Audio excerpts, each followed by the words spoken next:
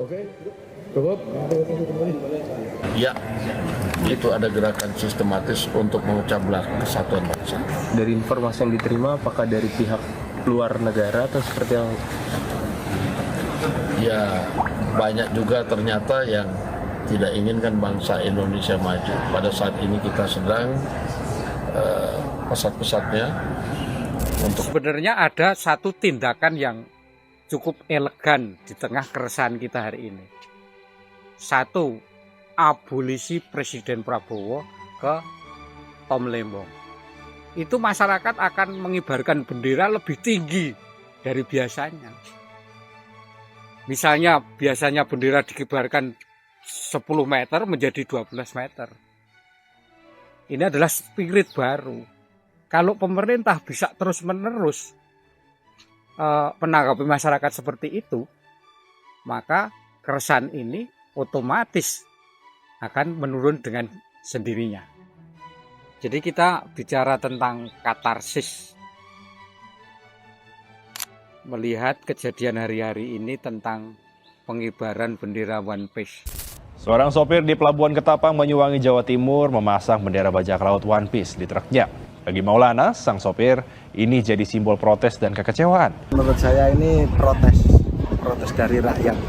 Karena saya rasa sih untuk sila kelima sudah tidak ada. Katarsis sendiri adalah sebuah mekanisme psikologis setiap manusia dalam menemukan cara keluar dari sebuah tekanan. Bisa aja tentang keresahan hidup sehari-hari. Dalam konteks hari ini, kalau tidak salah dimulai dari peristiwa para sopir truk mengibarkan bendera One Piece itu. Tapi tanggapan aparatur negara kita itu sangat naif. Jadi tidak punya argumentasi yang cukup nalar untuk memahami kegelisahan rakyatnya. Sebenarnya katarsis itu adalah satu hal yang manusiawi saja, tidak perlu dihubungkan dengan tindakan makar.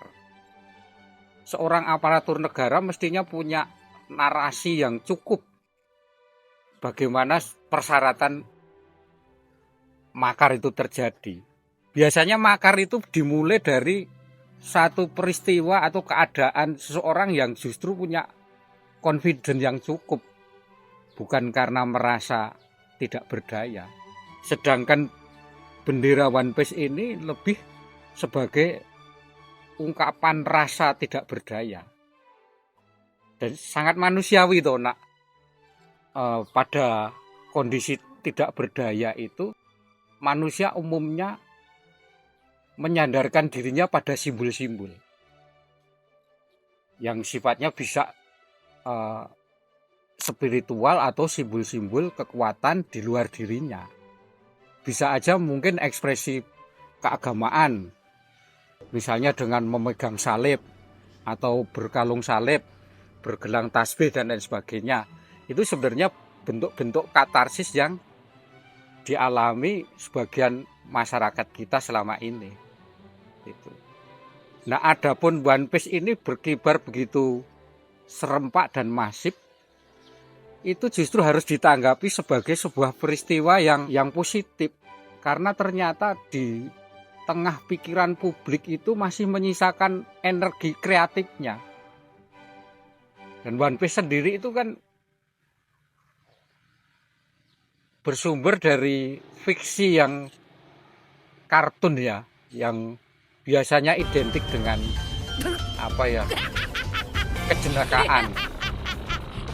Nah, dalam kondisi yang terlalu resah seperti ini, ternyata masyarakat kita itu masih punya kemampuan untuk jenaka, atau bisa dikatakan kemampuan untuk menertawakan dirinya sendirilah.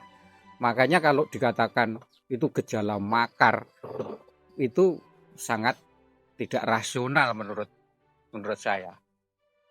Katarsis sebagai sebuah bentuk pelepasan tekanan emosi itu belum tentu dipicu oleh unsur luar. Jadi negara ya tidak perlu terlalu berprasangka buruk terhadap rakyatnya. Walaupun secara faktual memang Indonesia ini tidak sedang baik-baik saja. Tapi masyarakat umum terkadang keluar atau melepaskan emosi itu tentang kondisi dirinya secara pribadi terhadap suasana batinnya yang sebenarnya dia pengen mencari jalan keluarnya sendiri.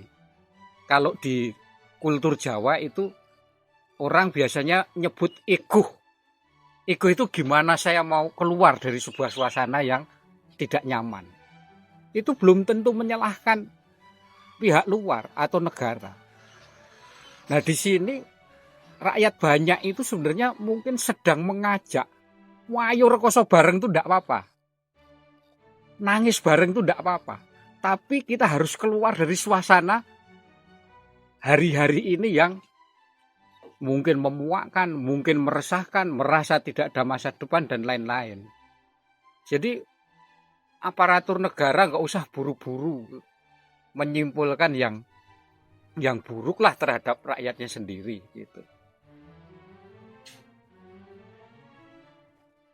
Nah, justru kan pernyataan-pernyataan yang mewakili tata bahasa negara atau grammar negara inilah yang justru menambah kejengkelan-kejengkelan baru toh, di tengah masyarakat.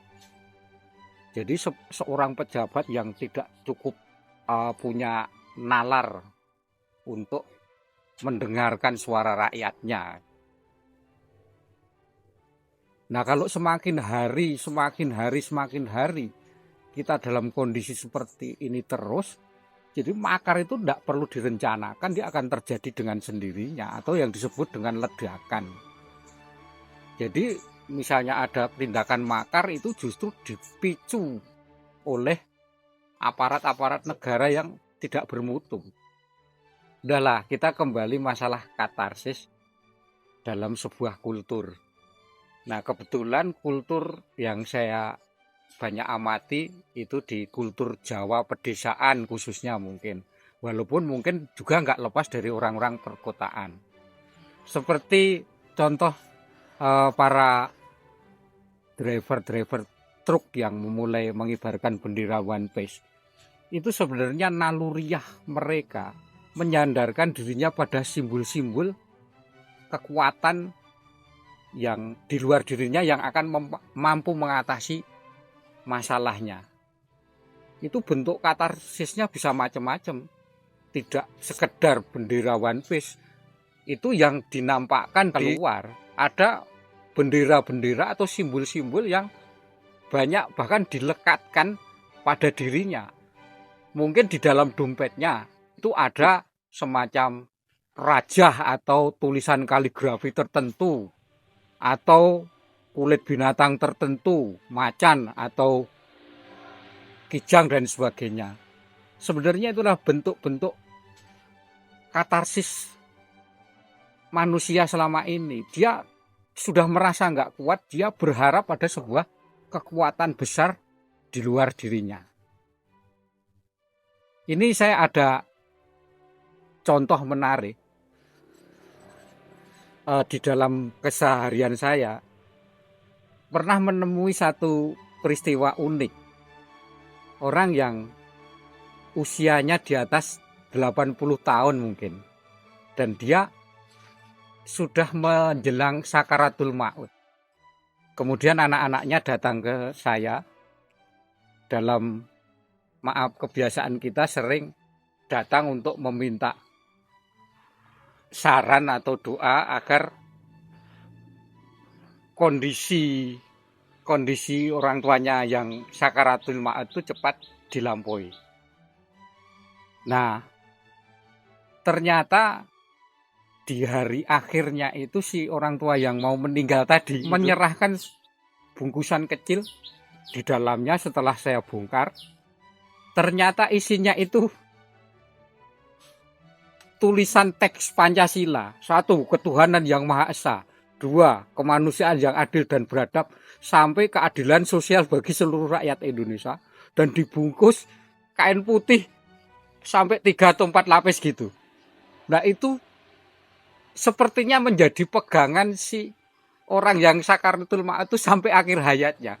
Nah ketika itu diserahkan ke anaknya kemudian saya ambil, itu tidak lama orang itu dengan sukarela